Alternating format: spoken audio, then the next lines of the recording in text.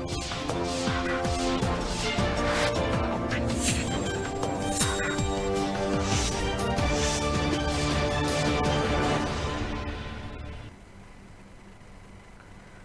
लोकमंच news देख रहे हैं आप। मैं हूं आपके साथ सुरभि राजपूत। बुलेटिन की शुरुआत करेंगे। सबसे पहले बात करेंगे राजधानी लखनऊ की। राजधानी लखनऊ से इस वक्त की बड़ी खबर। बीजेपी प्रदेश अध्यक्ष स्वतंत्र देव सिंह का ट्वीट सामने आया है। सीएम योगी को उन्होंने जन्मदिन की बधाई दी है। बाबा गोरक्षकनाथ आपको स्वस्थ और दीर्घायु रखे, स्वतंत्र देव सिंह का ये कहना है। देश के रक्षा मंत्री राजनाथ सिंह ने भी ट्वीट कर सीएम योगी को बधाई दी।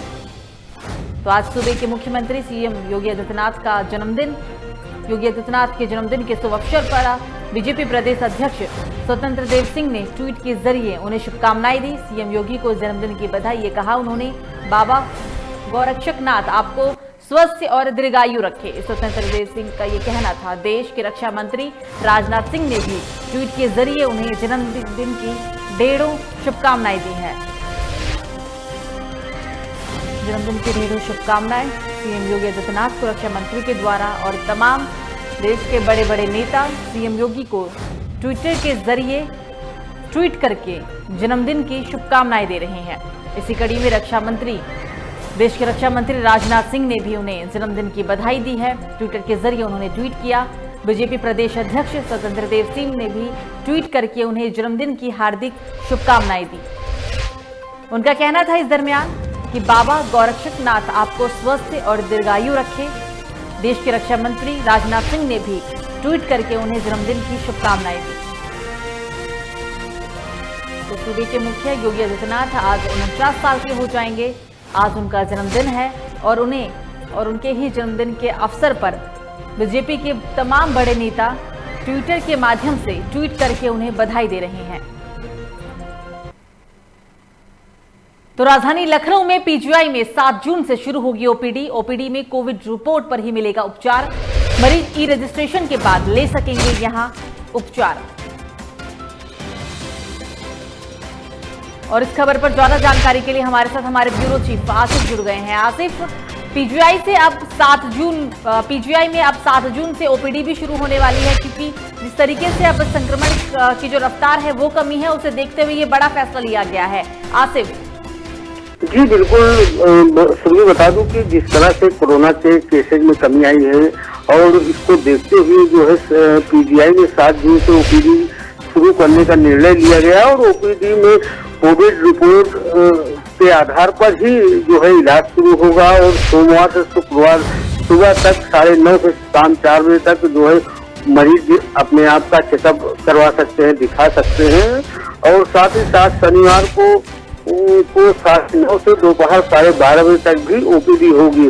और रजिस्ट्रेशन, मरीज का रजिस्ट्रेशन जो है ई रजिस्ट्रेशन के बाद ही जो है इलाज लेना संभव होगा। इसके लिए पूरी तैयारी भी कर ली गई है और साथ ही साथ जो है ओपीडी की व्यवस्था में सुधार भी लाने के निर्देश दिए गए हैं। जी बिल्कुल आसिफ, ओपीडी शुरुआत होने जा रही है 7 जून से ओपीडी में, तो ऐसे में क्या प्रोटोकॉल लोगों को ध्यान में रखना होगा? सरकार की तरफ से क्या गाइडलाइन जारी की गई है अभी तक? जी बिल्कुल, सभी जो है सोशल डिस्टेंसिंग का पालन करना होगा और जो मरीज जो है उपचार के लिए पीजीआई पहुंचेगा उसको जो है कोरोना रिपोर्ट लेकर आनी होगी। अगर कोई मरीज पॉजिटिव है तो उसको जो है ओपीडी की सुविधा नहीं मिल पाएगी। साथ ही साथ जो है सोशल डिस्टेंसिंग के साथ साथ जो है ओपीडी में जो है भीड़ भाड़ नहीं रखी जाएगी, जिससे जो है संक्रमण बढ़ सके। इसके लिए भी पूरी तैयारी कर दी गई। बिल्कुल आसिफ, कोविड से पहले जैसे सामान्य दिनों में जो समय अवधि होती थी ओपीडी के खुलने की, बंद होने की, क्या वही समय है या फिर समय में भी कुछ बदलाव किए गए हैं? नहीं, सुरभि, जो ओपीडी का पहले का समय था उसी को देखते हुए जो है फिर जो ओपीडी शुरू होगी वही पुराना समय के आधार पर ही ओपीडी शुरू की जाएगी। बस इतना जरूर है कि सोमवार से शुक्रवार तक ही ओपीडी जो है की जाएगी। शनिवार को जो है 9:30 से 12:30 बजे तक ही ओपीडी जो है चलेगी और रविवार को ओपीडी बंद रखी जाएगी। इस दौरान जो है मरीज अपने आप को दिखा नहीं पाएंगे। और साथ ही साथ जो गाइडलाइन है कोरोना को लेकर, जो कोविड को लेकर गाइडलाइन जारी की गई, उसके तहत ही मरीज अपना इलाज करवा सकेंगे। आसिफ, क्योंकि आप जमीनी स्तर पर चीजों को देखते हैं, व्यवस्थाओं को समझते हैं, तो ओपीडी में क्या सुरक्षा के लिहाज से आपने क्या व्यवस्थाएं देखी और कोविड को देखते हुए प्रशासन ने क्या अलग तैयारी की है?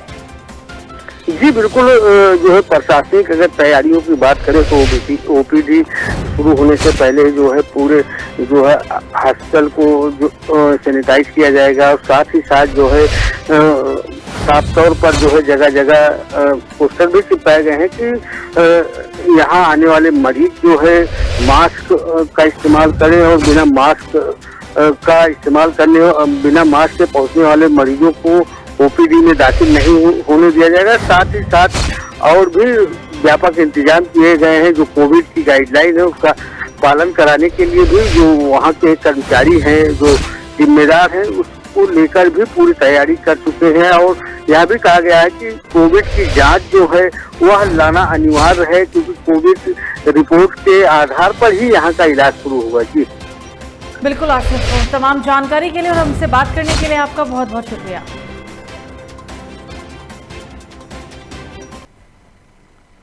तो राजधानी से ये हम आपको ये खबर बता रहे थे। अब अगली खबर अलीगढ़ से, जहां जहरीली शराब पीने से हुई मौत, 2 मजदूरों समेत 4 लोगों की जान गई। जिले में शराब से मौतों की संख्या 112 तक पहुंच चुकी है। 24 लोगों का इलाज अभी भी अस्पताल में जारी है। जिले में अब तक 105 लोगों की शराब पीने की वजह से जान जा चुकी है। तो अलीगढ़ के अंदर जहरीली शराब का तांडव जारी है। 2 मजदूर समेत 4 लोगों की और मौत हुई। जिले के अंदर कुल शराब पीने की वजह से 112 तक लोग जान गंवा चुके हैं। 24 लोगों का भी इलाज जारी है। जिले में अब तक कुल 105 लोगों की शराब पीने से मौत हुई है, जिसकी आधिकारिक पुष्टि की गई। और इस खबर पर ज्यादा जानकारी के लिए हमारे साथ फोन लाइन पे हमारे संवाददाता मोहित गुप्ता जुड़ गए हैं। मोहित, जिले में शराब से मौत का आंकड़ा 112 तक पहुंचा, 105 की आधिकारिक पुष्टि भी हुई, ज्यादा जानकारी बताएं। देखिए सुरभि, मैं बिल्कुल आपको बता दूं कि जहरीली शराब का कहर अलीगढ़ में लगातार देखने को जारी है। हालांकि बता दें, अगर ऑफिशियल पुष्टि की बात करें तो पोस्टमार्टम पर अब तक जो पोस्टमार्टम हो चुका है बॉडियों का, वो 105 बॉडी है जिनका पोस्टमार्टम हो चुका है। हालांकि कुछ ऐसे भी सब है जिनका बिना पोस्टमार्टम किए हुए लोगों ने या तो दफना दिया है, उनका अंतिम संस्कार कर दिया गया है। ऐसे सबों की संख्या लगभग 7 से 8 बताई जा रही है। यानी कि टोटल अगर हम मौत के आंकड़े की बात करते हैं तो 111 हो चुकी है। लेकिन ऑफिशियल पुष्टि की बात करें तो 105 लोगों की मौत हो चुकी है। हालांकि बता दें कि अब ये जो जहरीली शराब का कहर है एक बार फिर अकराबाद में फिर देखने को मिल रहा है, क्योंकि अकराबाद थाने के गांव सुसामई में एक मां भट्टा मजदूर थे जो कि एक नहर चल रही थी, नहर में नहाने की गई थी। वहां उनको शराब पानी में बहती हुई मिली। पानी में बहती हुई शराब को वो लोग इकट्ठा करके अपने साथ में घर ले आए। हालांकि कल 2 मजदूरों की मौत हो गई थी और देर रात यानी कि आज सुबह तक 2 और मजदूरों की मौत हो गई है। और साथ ही साथ बताएं कि वहां पर 22 लोग हैं जिनका इलाज जारी है, जो बीमार शराब की वजह से बीमार बताए जा रहे हैं। क्योंकि लगातार देखने को यही मिल रहा है कि जो प्रशासन की तरफ से लगातार जो छापेमार कार्रवाई की जा रही है, उसको देखकर जो शराब माफिया हैं वो शराब को इधर उधर डंप करते हुए आ रहे हैं। यही कारण है कि शराब जो है नहर में बहती हुई निकल कर आई थी, जिसको भट्टा मजदूरों ने सेवन कर लिया, जिसमें एक महिला समेत 4 लोग अपनी मौत गंवा चुके हैं। और साथ ही साथ बता दें, हालांकि भट्टा मजदूरों का साफ तौर से ये भी आरोप है, क्योंकि हमने जब भट्टा मजदूरों की बात हुई, जो उनके सबका अंतिम संस्कार किया जा रहा है, वो डीजल डालकर उनका अंतिम संस्कार भी करवाया जा रहा है। तो लगातार यहाँ प्रशासन की कुछ कमियां भी देखने को मिल रही है, क्योंकि प्रशासन अभी तक शराब को रोकने में पूरी तरह से नाकाम है। हालांकि पुलिस बल की अगर हम बात करें तो पुलिस विभाग लगातार छापेमार कार्रवाई कर रहा है। डीआई से कल हमारी बात हुई तो डीआई ने साफ तौर से बोल रखा है कि जो इनका जो मैन है, जो विपिन यादव और अनिल चौधरी, इनके पर लगातार कार्रवाई की जाएगी। इनकी निशानदेही पर फैक्ट्रियां लगातार पड़ती जा रही है। और बता दें, इन पर लगभग 36 मुकदमे दर्ज है, लगभग 36 से अधिक इन पर मुकदमे लगातार दर्ज बताए जा रहे हैं। हालांकि इनके खिलाफ बड़ी कार्रवाई की जा रही है। 37 लोग अपराधी लोग थे, उनको पकड़ के जेल भेज दिया है। आपने कहा, बड़ी जानकारी बताई कि डीजल डाल के अंतिम संस्कार किया जा रहा है, तो ये अंतिम संस्कार क्या पुलिस प्रशासन की निगरानी में हो रहा है, ताकि आगे किसी तरह की कोई कार्रवाई ना हो या फिर मौत के आंकड़े को छुपाया जा सके जहरीली शराब को लेकर? देखिए बिल्कुल सुरभि, मैं अगर आपको बताऊं कि जो भट्टा मजदूर है, भट्टा मजदूर जो मोस्टली जो बिहार साइड के लोग हैं वो भट्टा मजदूर हैं। भट्टा मजदूर के जो भट्टा पर मजदूरी करने के लिए लगातार देहात में जगह जगह भट्टों पर मजदूरी करने के लिए वो बिहार से आए हुए हैं। हालांकि जब बिहार से आने के बाद जो उनके परिवार में जो मौत हो जाती है, वहां पर ईंधन के अभाव होने के कारण पुलिस बल की मौजूदगी में जो पेट्रोल डीजल डालकर लगाया जा रहा है, यानी कि एक साथ कह सकते हैं एक दुर्भाग्यपूर्ण देखने को साफ तौर से अलीगढ़ में मिल रहा है कि सबके साथ में जो उसका क्रियाक्रम होना चाहिए वो भी कहीं से लेकर कहीं से देखने को मिल रहा है। एक्चुअली है क्या, सुरभि एक छोटे बिरादरी के लोग हैं और मेहनत मजदूरी करने के लिए आते हैं, तो ये इनकी आवाज लिहाजा ऊपर तक नहीं पहुंच पाती, क्योंकि तभी हुई जवान में जो बच्चा मजदूर है, जब उससे हमारी बात हुई तो उसने साफ तौर से अभी तक यही बताया कि साहब हमारे परिवार में ये लोग थे, मिलने वाले थे, हमारी झुग्गी में ही इनका बराबर में झुग्गी में ही रहा करते थे और इनके शराब पीने से मौत हो गई और मौत के बाद में पुलिस के द्वारा इनका जो अंतिम संस्कार किया गया वो डीजल डलवाकर इनका जो अंतिम संस्कार करवा दिया गया। लेकिन पुलिस लगातार अभी भी, अगर हम अकराबाद की बात करें तो पुलिस लगातार जितनी भी झुग्गियां हैं सब में मुनादी करा रही है और जितने भी दबे हुए जो लोग हैं जो नहर में बहके जो अत्यंत शराब की जो जहरीली शराब बताई जा रही है, गुड इवनिंग देसी मार्का का ये ब्रांड है, जो उनके पुलिस बल ने उनमें लगभग 256 जो क्वार्टर हैं वो उनकी छुट्टियों से निकलवाए हैं, क्योंकि लगातार पुलिस लगातार इन पर जो कार्रवाई की बात कर रही है, प्रशासन लगातार इन पर कार्रवाई कर रहा है। इनके जो मकान हैं और जो इनकी अवैध ठेके थे उनको भी लगातार ध्वस्तीकरण की कार्रवाई की जा रही है, लेकिन अभी तक जहरीली शराब का कहर रुकने का कहीं से लेकर कहीं तक नाम नहीं ले रहा। बिल्कुल मोहित, बातचीत करने के लिए आपका शुक्रिया। तो कुल जहरीली शराब पीने की वजह से 112 लोगों की जान चली गई है, लेकिन आधिकारिक पुष्टि 105 लोगों की मौत की ही की गई। तो अगली खबर बुलंदशहर से, जहां महिला के साथ जमकर हुई मारपीट, प्रधानी के चुनाव में हारने वाले पक्ष का साथ देना पड़ा है भारी। बिजवसा में आई महिला के साथ बदसलूकी की गई, जीते हुए प्रत्याशी पक्ष के लोगों ने की महिला के साथ मारपीट। तो बुलंदशहर के अंदर महिला के साथ मारपीट की गई, प्रधानी के चुनाव में हारने वाले पक्ष का साथ देना महिला को भारी पड़ा। बीच बचाव में आई महिला के साथ बदसलूकी की गई है, जीते हुए प्रत्याशी पक्ष के लोगों ने इस वारदात को अंजाम दिया है। मारपीट का वीडियो सीसीटीवी कैमरे में कैद हुआ। ये तस्वीर उस वक्त की जब महिला के साथ मारपीट की गई थी। आप देख सकते हैं तस्वीरों में कि कुछ लोग लाठी डंडे लेकर महिला के पीछे भागते हुए नजर आ रहे हैं। ये पूरा मामला बुलंदशहर से। और इस खबर पर ज्यादा जानकारी के लिए हमारे साथ फोन लाइन पे हमारे संवाददाता संजीव भटनागर जुड़ गए हैं। संजीव, बुलंदशहर का ये पूरा मामला बताया जा रहा है, प्रधानी चुनाव में हार के बाद महिला के साथ मारपीट की गई, ज्यादा जानकारी बताएं, प्रशासन की तरफ से क्या कार्रवाई हुई अभी तक? जी, मैं आपको बता दूं, काफी समय से इस महिला को परेशान किया जा रहा था, क्योंकि बताया जा रहा है कि प्रधानी का चुनाव था उसमें उन्होंने वोट नहीं दी थी, दूसरे पक्ष को वोट दी थी। काफी दिनों से जो उनके परिवार के जो प्रधान चुनाव जीते उनके परिवार के लोग उन्हें परेशान कर रहे थे और कल देर शाम इन्होंने जो महिला के घर जो दुकान करती थी वहां जाके अभद्रता की, और जब अभद्रता करने के बाद जब प्रधान के जो परिवार के लोग हैं जब वो नहीं माने तो आज सुबह वो फिर उस पीड़ित महिला के घर पहुंचते हैं और अभद्र गालियां देते हैं, उसके साथ मारपीट करते हैं। ये आप विजुअल में देख रहे हैं। और जो पड़ोस की महिला है उसने इस वीडियो को बना लिया है, उसके लड़के ने, तो उसके साथ भी बदतमीजी की गई और जान से मारने की धमकी गई। पीड़ित महिला कोतवाली देहात बुलंदशहर पहुंची है और न्याय की गुहार लगाई है। पीड़ित जो पुलिस ने है इसकी जांच करने का आश्वासन देकर कार्रवाई करने का आश्वासन दिया है। जी बिल्कुल संजय, बहरहाल हमसे बात करने के लिए और तमाम जानकारी के लिए आपका शुक्रिया।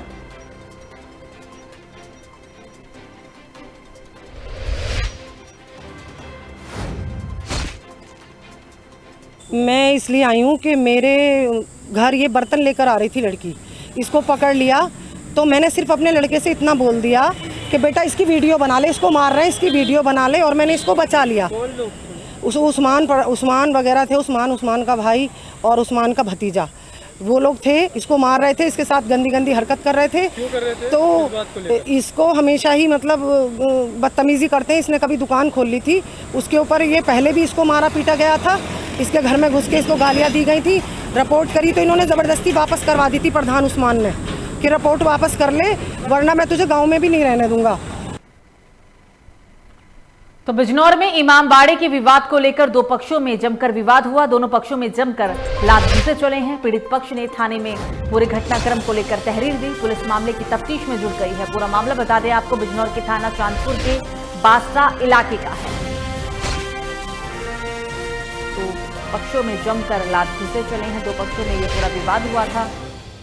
पूरी घटनाक्रम यूपी के बिजनौर से है। इमामबाड़े के विवाद को लेकर दो पक्षों में लात घूंसे चले हैं। पीड़ित पक्ष ने इस पूरे घटनाक्रम को लेकर थाने में तहरीर दी, पुलिस मामले की तफ्तीश में जुटी हुई है। पूरी घटनाक्रम बिजनौर के थाना चांदपुर के बास्ता इलाके का बताया गया है।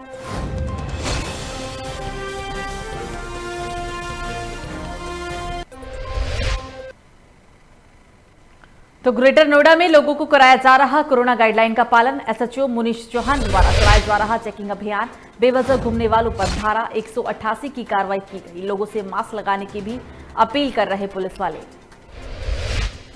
तो ग्रेटर नोएडा में लोगों को कोरोना गाइडलाइन का पालन करवाया जा रहा है पुलिस के द्वारा। आप जो ये तस्वीर देख रहे हैं अपनी टीवी स्क्रीन पर, यह ग्रेटर नोएडा की है, जहां पुलिस वाले लोगों से कोरोना गाइडलाइन को मानने की अपील करते हुए नजर आ रहे हैं। एसएचओ मुनीश चौहान के द्वारा चेकिंग अभियान चलाया गया और जो लोग बेवजह घर से घूमते हुए दिखाई दिए, बेवजह घर से निकलकर बाहर घूमते हुए दिखाई दिए हैं, ऐसे लोगों के खिलाफ धारा 188 के तहत कार्रवाई की गई है। कार्रवाई के साथ साथ पुलिस वाले सिपाही लोगों को मास्क लगाने की भी अपील करते हुए नजर आ रहे हैं। तो कोरोना से अब देश में स्थिति काफी सुधरी है। कोरोना की धीमी रफ्तार, संक्रमण के मामले तकरीबन कम है और इन्हीं को देखते हुए, सभी चीजों को देखते हुए प्रशासन अपनी तरफ से हर लोगों को अलर्ट करने में, लोगों को जागरूक करने में कार्रवाई करता हुआ नजर आ रहा है। और इस खबर पर ज्यादा जानकारी के लिए हमारे साथ फोन लाइन पे हमारे संवाददाता सतीश जुड़ गए हैं। सतीश, लोगों को कोरोना गाइडलाइन का पालन कराया जा रहा है। एसएचओ मुनीश चौहान के द्वारा चेकिंग अभियान चलाया गया। सतीश जी बिल्कुल, सभी बता दूं जिस तरीके से कोरोना के हालात जो बिगड़ते हुए नजर आ रहे थे, उसको लेकर नोएडा कमिश्नर आलोक सिंह ने प्रशासन को पूरी तरीके से तैयार कर रखा है, जिसको लेकर जो मुनीश चौहान जी हैं वो लगातार चेकिंग कर रहे हैं। चेकिंग करते हुए जो लोग मास्क नहीं लगा रहे हैं उनको मास्क लगाने की हिदायत दी जा रही है और उनके ऊपर थोड़ा सख्ती दिखाते हुए उनका चालान भी करा जा रहा है, जिसको लेकर जो ग्रेटर नोएडा पुलिस है पूरी तरीके से लॉकडाउन का पालन कराने की पूरी कोशिश कर रही है। जी सुनिए सतीश, क्योंकि कोरोना कर्फ्यू है नोएडा में अभी भी, तो ऐसे में कितने लोगों का चालान काटा गया चेकिंग अभियान के तहत? कोई जानकारी आपके पास इसको लेकर भी? जी सभी बता दूं कि जिस तरीके से जो कल मनीष चौहान ने चालान काटे थे तो उसमें 571 चालान कल के काटे गए हुए थे, लेकिन आज भी जो जिस तरीके से चालान की कार्रवाई करी जा रही है तो उसकी अपडेट जो है वो शाम के टाइम पे मीडिया को बताई जाती है। लेकिन अभी तक की जो उसकी अभी अपडेट है वो अभी कोई जानकारी प्राप्त नहीं हुई। जी सुरभि। बिल्कुल सतीश, तमाम जानकारी के लिए आपका शुक्रिया। तो लोगों को कोरोना गाइडलाइन का ग्रेटर नोएडा में पालन करवाया जा रहा है। एसएचओ मुनीश चौहान द्वारा चेकिंग अभियान चलाया गया। बेवजह जो लोग घर से घूमते हुए नजर आए, ऐसे लोगों के खिलाफ धारा 188 के तहत कार्रवाई की गई और साथ ही पुलिस प्रशासन ने लोगों से मास्क लगाने की भी अपील की। तो हरदोई में आपसी विवाद में जमकर हुई मारपीट। शहर के नुमाइश चौराहे पर आपस में भिड़े दो युवक। प्रत्यक्षदर्शियों के मुताबिक एक युवक था नशे में, बिना मास्क लगाए वीडियो में दिख रहे हैं दोनों युवक। शहर कोतवाली क्षेत्र के नुमाइश चौराहे का मामला। तो हरदोई के अंदर आपसी विवाद में जमकर मारपीट हुई है। शहर के नुमाइश चौराहे पर दो युवक आपस में भिड़ गए। अगर हम प्रत्यक्षदर्शियों की माने तो जो उनका कहना है, एक युवक नशे में था और दोनों ही युवक बिना मास्क के वीडियो में दिखाई दे रहे हैं। शहर कोतवाली क्षेत्र के नुमाइश चौराहे का ये पूरा मामला है। और इस खबर पर ज्यादा जानकारी के लिए हमारे साथ फोन लाइन पे हमारे संवाददाता हरदोई से पुलकित जुड़ गए हैं। पुलकित, दो युवक के बीच ये पूरा मामला सामने आया, दोनों युवक के बीच जमकर मारपीट हुई, क्या पीछे इसकी वजह रही है? पुलकित देखिए, इसके पीछे जो वजह जो निकल कर सामने आई है वो है नशा। लेकिन नशे में जो है एक युवक ने दूसरे युवक पर जो है अभद्र भाषा का प्रयोग किया, जिससे उनके बीच आपसी कहासुनी बढ़ी और कहासुनी बढ़कर से मारपीट में होने लगी। वहां मौजूद तमाजीनों में से किसी ने इसका वीडियो बना लिया और सोशल मीडिया पर पोस्ट कर दिया, जिसका ये वीडियो वायरल हो रहा है। हालांकि मारपीट के दौरान स्थानीय लोगों ने बीच बचाव करा के मामले को शांत कराया। पुलकित, पूरा मामला पुलिस में आ चुका है, पुलिस के द्वारा मामले में संज्ञान लिया गया, क्या कार्रवाई हुई अभी तक? जी देखिए, पुलिस द्वारा इसमें अभी कोई भी कार्रवाई नहीं हुई है और पुलिस वीडियो की जांच कर रही है, उसके बाद इस पर कार्रवाई की बात कह रही है। पुलिस तमाम जानकारी के लिए आपका शुक्रिया।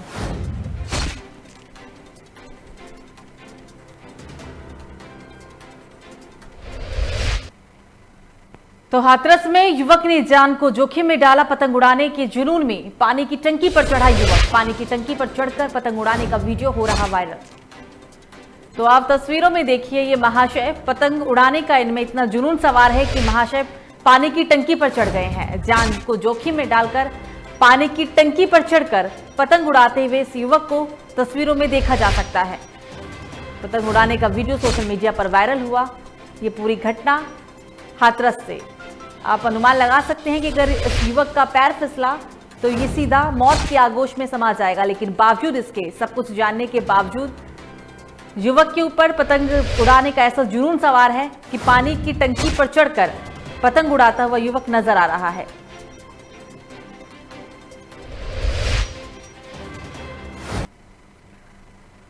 तो जौनपुर के जिला जेल में कैदी की मौत का मामला आया सामने। कैदी की मौत के बाद जेल में हुआ बवाल। हत्या के मामले में हुआ था आजीवन कारावास। हत्या के मामले में इस कैदी को आजीवन कारावास की सजा हुई थी। मृतक कैदी की देर रात में किया गया पोस्टमार्टम। इस खबर पर ज्यादा जानकारी के लिए हमारे साथ फोन लाइन पे हमारे संवाददाता विवेक कुमार जुड़ गए हैं। विवेक, कैदी की मौत का मामला सामने आया है, जमकर बवाल हुआ, क्या वजह रही इसके पीछे मौत की? विवेक, बिल्कुल आपको बता दूं, पूरा मामला जो है जिला जेल का है, जहां पर जो है कैदी की मौत हो जाती है और मौत के बाद परिवार वाले लापरवाही का आरोप लगाते। उसके बाद जो है जिला जेल में जमकर हंगामा तोड़फोड़ आगजनी खबर आते ही खबर मिलते आने की बात किया फिलहाल जिस तरह से जो है बड़ी दी गई है और आने के बाद जो कर दी गई है और कैदियों को अफसोस फिलहाल जो है। विवेक, आपकी आवाज साफ नहीं आ रही है हम तक। और बिल्कुल जो है भारी पुलिस बल मौके पर तैनात कर दी गई है और सुरक्षा व्यवस्था की दृष्टि में पुलिस तैनात है। फिलहाल हालत सामान्य है। जी, मौत किस वजह से हुई है, क्या इस बात की जानकारी अभी तक मिल पाई? और जो बिल्कुल आपको बता दें, जो एक कैदी था आजीवन कारावास कैदी था, सजायाफ्ता था और मणिहाव का रहने वाला था रामपुर का। परिवार वालों का आरोप है और जो है इलाज की लापरवाही में मौत हुई है। फिलहाल जिस तरह से जो है जेल प्रशासन कहना है और कैदी के सीने में दर्द थी, हार्ट अटैक के कारण जो है मौत हुई, उसको इलाज की अस्पताल लेकिन जो है तब तक कैदी तंग दे रहा। फिलहाल जो है कैदी की मौत के बाद कैदी जो है जेल में हंगामा कर सकते हैं, तोड़फोड़ भी होती है और जिला प्रशासन जो है लगातार लोगों को समझाने देर रात जो है आईजी वाराणसी और कमिश्नर मौके पहुंचते। फिलहाल स्थिति समान है। जी बिल्कुल विवेक, तमाम जानकारी के लिए आपका शुक्रिया।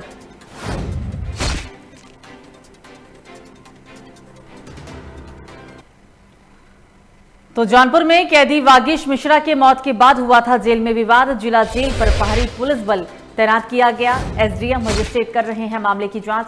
एसपी सिटी समेत भारी संख्या में पुलिस बल तैनात।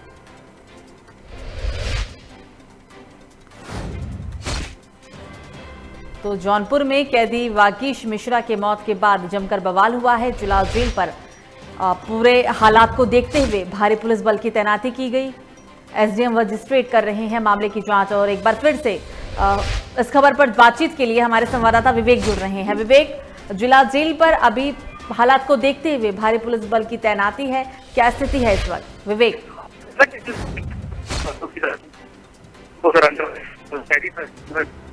और जिला जेल में जो है मौत जनता जो है बवाल चलता है लगभग 4 घंटा के बाद जो है सामान होते, लेकिन अभी भी जो है जिला जेल कर दी है जो जिला जो है मामले की जांच कर रहे हैं और कल मिश्रा बता बवाल के बाद जो आईजी वाराणसी और मौके पर। बिल्कुल विवेक, हमसे बातचीत के लिए आपका शुक्रिया।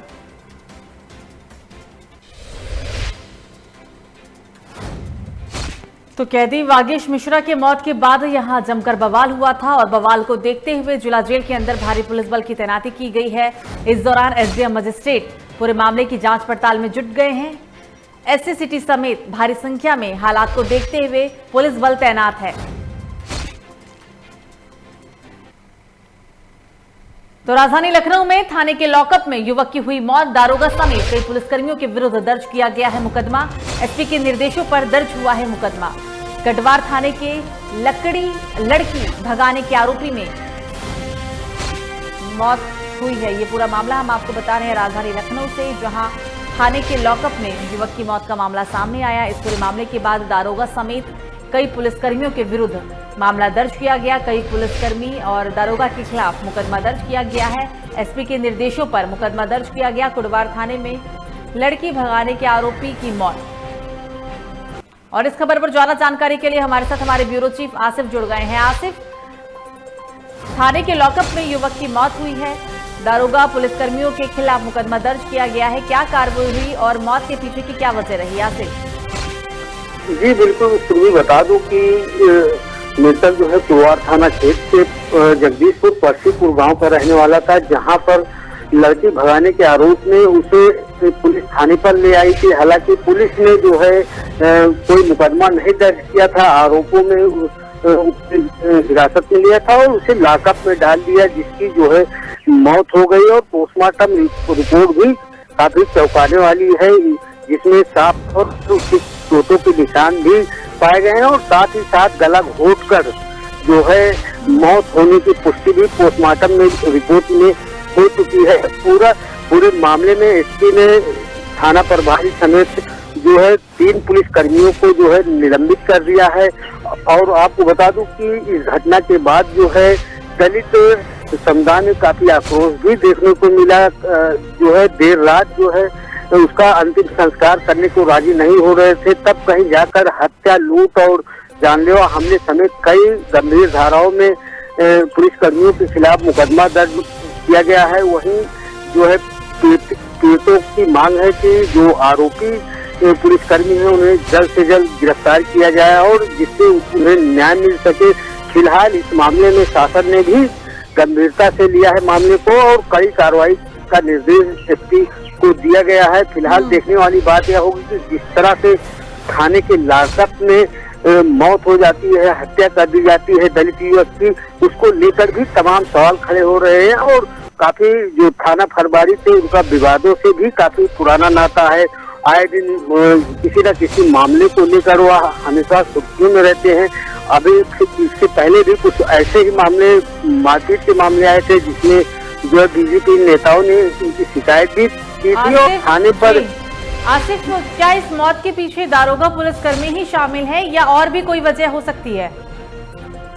जी बिल्कुल, क्योंकि जिस तरह से जो है बिना एफआईआर के ही दलित युवक को थाने लाया जाता है और उसे हवालात में डाल दिया जाता है और हवालात में डालने के बाद जो है परिजनों को सूचना दी जाती है कि एक दिन बाद दी जाती है कि युवक की हालत गंभीर है, बीमार है, लेकिन सारी पोल उस समय खुल जाती है जब पोस्टमार्टम शव का पोस्टमार्टम किया जाता है, जिसमें गंभीर चोटें आती है और पतले तार या रस्सी से गला घोटने से मौत की पुष्टि होती है।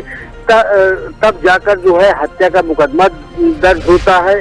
फिलहाल जो है इस मामले में एसपी की भी जो है कड़ी कार्रवाई चल रही है। हालांकि जो है परिजन लगातार आरोपियों की गिरफ्तारी की मांग कर रहे हैं और सबसे बड़ा पहलू यह है कि अब पुलिस ने एक और बड़ी गलती कर दी है। मृतक के खिलाफ जो है मौत के बाद जो है लड़की के अपहरण का केस भी दर्ज कर लिया है, जिसको लेकर भी आक्रोश काफी ज्यादा दिख रहा है लोगों में और जो समुदाय के लोग हैं और स्थानीय लोग में है। अब देखने वाली बात यह होगी कि आरोपी थानेदार और जो दरोगा थे इसमें शामिल थे, उनकी गिरफ्तारी कब होती है, यह सोचने की बात है। बिल्कुल, मतलब आसिफ, विभाग के लोग अपने ही अब पुलिस वाले और दरोगों को यहाँ पर बचाते हुए भी नजर आ रहे हैं, क्योंकि शायद यही वजह है कि मृतक युवक पर लड़की के अपहरण का भी मामला दर्ज किया गया। आसिफ, हमसे बातचीत के लिए आपका शुक्रिया।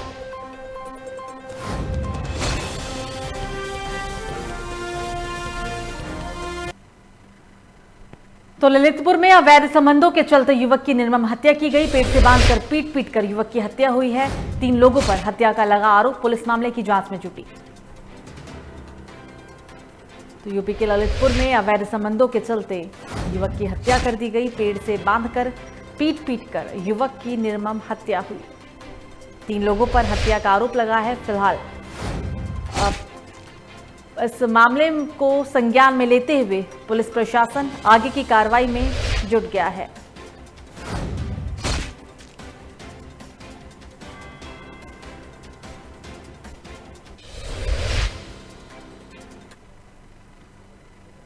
तो फिलहाल बुलेटिन में मुझे दीजिए इजाजत। लोकमंच न्यूज़ पर खबरों का सिलसिला जारी रहेगा। नमस्कार। है।